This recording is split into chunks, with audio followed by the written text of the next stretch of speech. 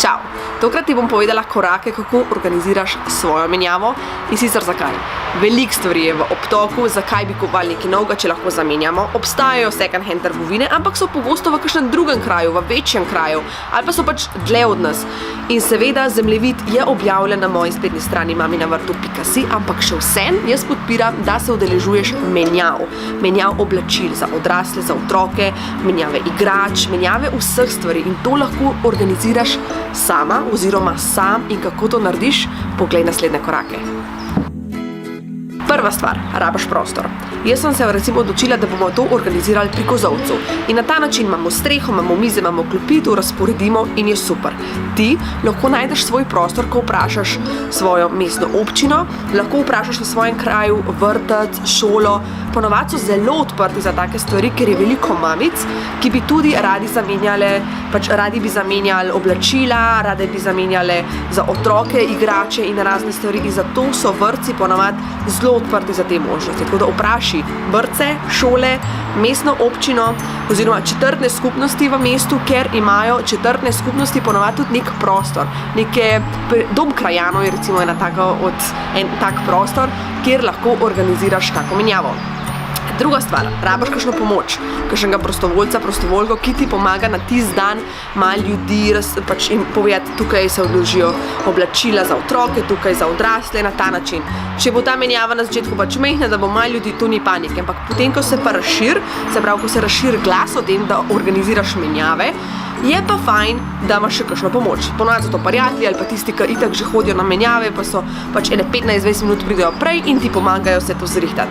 Fajn je, da označaš, kaj je kje. Se pravi, otroška oblačila, jaz si včasih kar po letih napišem, kakšne take tablice imam, in potem odrasla oblačila ali pa čevlje daš posebej, zato da potem obiskovalci, ko pridajo, lepo razporedijo po mizah ali pa to naredite vi oziroma tvoji prostovoljci in na to vidijo, aha, tukaj so oblačila za otroke, tukaj so oblačila za odrasle, tukaj so čevlji, tukaj so igrače. Se pravi, da je nek razpored, da je bolj organizirano vse skupaj. Naslednja točka je, da je treba o tem povedati ljudem. Se pravi, četrti korak, povej na Facebooku, naredi dogodek, ni ga težko narediti. Če rabiš informacijo, kako to narediti, mi napiš spodaj pod komentar, drugače pa pros prijatelje oziroma svoje sokrajane, da delijo dogodek, da sprintate razne letake in jih obesite na tržnico, na lokalno trgovino, pač vprašaj, ker ponovadi v tej skupnosti, v vasi, v mestecu, v mestu, v tvojem delu mesta dovolijo samo pač, če ti vprašaš, da če lahko obesiš ta letak. In na ta način bojo tudi okoliški sosedje vedeli, da ta menjava poteka. Aš na Facebook, mogoče na Instagram še, na kakšno spletno stran, če boste kasneje imeli, in prosiš še mogoče kakšne lokalne časopise, če lahko delijo. Ker ponovadi je to ena izmed takih dobrih stvari, res pozitivnih za cel kraj in so zelo odprti za to možnost, da bojo tudi oni delili v svojih medijih. Ti moraš na tem letaku že imeti informacije, kje bo potekalo, kdaj bo potekalo, kaj bo potekalo. Se pravi, a bo to otroška menjava, se pravi menjava otroških oblačil, igrač, a bojo samo odrasla oblačila. Jaz priporočam, naredi malo bolj širš, recimo otroško in odraslo, se pravi otroška oblačila, odrasla oblačila in da je pač tako uro, da je ali pred kosilom ali po kosilu, se pravi kosilo imajo ponovadi ljudje okoli enih, sicer mi ne, ker imamo malo drugačen urnik, ampak vseeno, nekako se tako orientiri, recimo od 10 do 1 ali pa od 10 do pol 1, mogoče od 2 do 5, nekako tak razpored si zber, je pa spet odvisen, bo to na soboto ali bo to na nedeljo ali bo to čez teden. Jaz priporočam, če je na teden, se pravi med tednom, da je to popoldne, se pravi od pol 5 do 7, nekaj tazga. Vzem si urco pa pol, 2, ni treba pretiravati. Za začetek naj bo majhno, naj bo urco pa pol, maksimalno 2. Kasneje, ko vidiš, koliko je obiska, pa lahko razširiš in tudi goste oziroma obiskovalce vprašaš, kdaj bi pa vam bolj ustrezali, tako malo se druž, malo jih vpraš, da zveš za svojo publiko, kdaj njim ustreza in na tak način bo dogodek še bolj uspel.